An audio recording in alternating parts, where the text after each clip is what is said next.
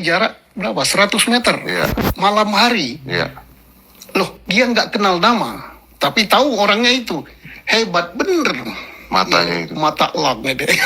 Peristiwa kejadian itu jam setengah 10 malam dong. Iya malam. Orang udah pada tidur lah jam segitu. Iya. Kan dulu Aep beli rokok. Iya, di sini tuh nggak ada yang warung buka sampai malam sih Pak, dari dulu juga. Saya tidak pernah. Oke, saya berbicara tegas di sini ya, buat jajaran polisi Cirebon ini ya. Daripada kalian tidak bisa menangani kasus Vina ini, kasus pembunuhan, lebih baik kalian mengundurkan diri ya. Daripada kalian menangani kasus ini, kalian seret-seret ke sana ke sini dan kalian bulatkan, kalian blunderkan, membuat masyarakat Indonesia semakin geram, semakin benci, semakin meluak dengan pernyataan-pernyataan kalian yang DPO ini, tersangka ini, tersangka ini. Dan yang benar kamu salahkan, yang salah kamu benarkan. Lebih baik kalian mengundurkan diri, itu lebih baik, dan serahkan kepada kasus ini orang yang tepat. Dan buat Bapak Presiden Jokowi, tolong kami minta Bapak Jokowi tunjuk orang yang benar untuk menangani kasus ini ya. Daripada kasus ini tidak beres di Cirebon, karena masih banyak kasus-kasus yang lainnya yang lebih bermanfaat daripada kasus ini. Daripada polis Cirebon ini tidak bisa menangani, lebih baik suruh mengundurkan diri daripada tidak bekerja dengan becus. Kita lebih percaya polisi tidur daripada polisi berdiri. Silakan Anda undur diri daripada kalian membulatkan kasusnya Vina ini ya. Indonesia ini masih banyak kasus yang harus ditangani. Bukan kasus ini, kalian menangani kasus ini saja kalian sudah membelokkan sana sini.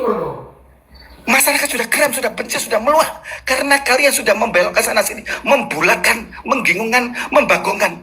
Kalau kalian tidak bisa, lebih baik kalian undur diri, letak jawatan dari jabatan Anda. Salam dari Indonesia, salam untuk dari rakyat semuanya. Setuju, komen, suruh serah saja. Meletakkan jawatan atau mengundurkan diri dari kasus ini. Daripada masyarakat dibuat puyeng. Lebih banyak kasus-kasus yang lain. Bapak Jokowi, tolong tidak orang-orang ini. Ya. Tidak, saya tidak minta targetnya apa-apa. Sumpah ini kasus paling aneh. Kenapa gue bilang aneh? Kalau si Peggy atau Peron ini terbukti bersalah, kenapa dilakukan penangkapannya nggak pas di tahun 2016 lalu? Sedangkan dari berita yang beredar katanya tahun 2016 itu pernah dilakukan pemeriksaan atau penggeledahan ke rumahnya si Peggy atau Peron ini. Dan pihak kepolisian berhasil dapat satu barang bukti, yaitu berupa motor. Tapi setelah itu kenapa adem-adem aja? Kenapa nggak ada tindak lanjut apa-apa? Kenapa nggak dilakukan penangkapan saat itu kalau emang dia terbukti bersalah? Setelah 8 tahun baru dilakukan penggeledahan lagi. Dan nggak perlu waktu 8 tahun. Cuma berapa jam doang kemarin kan buktinya udah dapat tuh bukti-bukti yang kuat. Kenapa perlu waktu 8 tahun? Apa emang sesusah itu, sesulit itu buat nyari bukti-buktinya? Kemarin kan beberapa jam juga udah dapet barang buktinya. Gue di sini bukan mau belain si Peggy atau Peron ya. Kalau emang dia terbukti bersalah ya udah hukum dengan hukuman yang setimpal. Tapi kalau misalnya emang nggak bersalah, udah bebasin aja, nggak perlu nyari-nyari kesalahan yang emang bikin masyarakat tuh bingung jadinya. Ini tuh dia tuh emang bersalah apa emang cuma buat pengalihan aja gitu. Kasus ini tuh sebenarnya bisa jadi kesempatan buat pihak berwenang, buat pihak berwajib tuh buat nunjukin kalau memang hukum di Indonesia itu adil gitu. Jadi kami masyarakat tuh bisa menilai bahwa hukum di Indonesia itu tidak tumpul ke atas dan tajam ke bawah. Buktiin gitu. Karena emang kasus ini tuh viral banget. Jadi kami sebagai masyarakat bisa menilai hukum Indonesia itu seperti apa. Ayo tunjukin keadilan tuh di mana gitu. Kepada institusi polisi, Pak, kalau misalkan tahu endingnya kayak begini, mending kagak usah dibahas dah kasus Vina aslian, beneran dah. Kalau endingnya yang jadi tersangka cuman tukang kuli bangunan yang diam di kota besar. Kayak Bapak 8 tahun ini ngapain aja Pak gitu. Kalau cuman buat nangkap kuli bangunan yang di kota besar, dia kagak kabur, kagak kemana-mana, diem aja. Kagak ketemu-temu. Terus bilang dekingannya kuat. Dekingan kuat dari mana ya Pak ya? Tukang kuli bangunan. Dia mau makan aja susah, Pak. Apalagi jadi ketua geng motor. Coba Bapak ngomongnya pakai akal, Pak.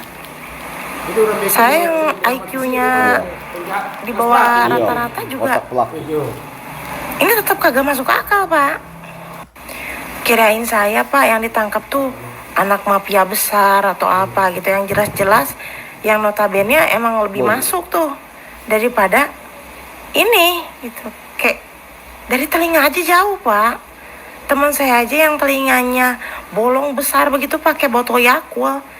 Dia udah 8 tahun 9 tahun kagak pakai botol Yakult, tetap aja ngampleh. Bolongnya gede udah kagak bisa rapet-rapet. Lah ini gimana ya, Pak? Telinganya itu, gue sampai salah ngomong ini. Telinganya aja tetap rapi, kagak ada bolong-bolongnya. Gimana ya, Pak? Kagak jelas ini. Apalagi itu si Aep yang jadi saksi. 100 meter dia lihat kerubunan orang 100 meter. Terus dia bisa ngeliat bentukan mukanya kayak gimana. Malam-malam lagi, Pak. Itu matanya terbuat dari apa? Bisa sampai ngeliat begitu tajam bener mukanya, bentukannya kayak gimana. Terus itu judulnya 8 tahun yang lalu. Aep, lu dekingannya siapa, Aep? Sumpah dah, ini gue kalau ngeliat-liat ini negeri Konoha, kayak udah aja deh, kagak usah dibahas. Pinanya bener aslian. Kayaknya kita sebagai orang-orang yang ngeliat kasus Pina udah ridho aja, udah kagak ada DPO, udah kagak usah dibahas. Sumpah dah, udah bersih, institusi polisi bersih, bagus kerjanya, bagus, good.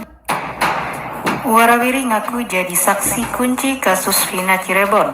Keterangan sosok Aep diragukan ahli, bisa merusak proses hukum. Belakangan ini kehadiran sosok Aep dalam kasus pembunuhan Vina Cirebon usai Egy Perong atau Peggy Setiawan ditangkap mengejutkan banyak pihak.